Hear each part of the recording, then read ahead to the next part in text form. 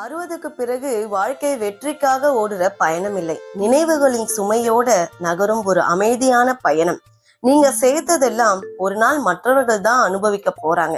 அதுல உங்க கனவுகளோ உழைப்போ யாருக்கும் தெரியாது. அது வெறும் ஒரு உடைமையா தான் இருக்கும். ஏக்கர் கணக்கான நிலம் இருந்தாலும் பசிக்கிற வயிறு ஒரு கை சோறு தான் கேட்கும். புதிய காரோ பழைய காரோ, பாதை நிம்மதியா இருந்தாலே போதும். பணத்துக்காக உழைக்கும் உடம்பு ஒரு நாள் அதுக்கே சிகிச்சைக்கு பணம் தேவைப்படும். உங்க குழந்தைகளுக்கான வாழ்க்கை அது அவர்களுக்கு விதிக்கப்பட்ட பாதைதான். அதை நாம மாற்ற முடியாது. முடிவாக இன்னும் வாழக்கூடிய நாட்கள் கொஞ்சமா இருக்கலாம். ஆனா அந்த ஒவ்வொரு நாளும் நமக்கானதா இருக்கணும். 60க்கு பிறகு வேலை செய்யணும் அப்படின்ற கட்டாயம் இல்லை. ஆனா பணம் இல்லைனாலும் நிம்மதியா நம்ம மனசுக்கு பிடிச்ச மாதிரியே வாழணும். ஏன்னா மீதமுள்ள நாட்கள் நிம்மதியோடு இருந்தாதான் அது வாழ்க்கை.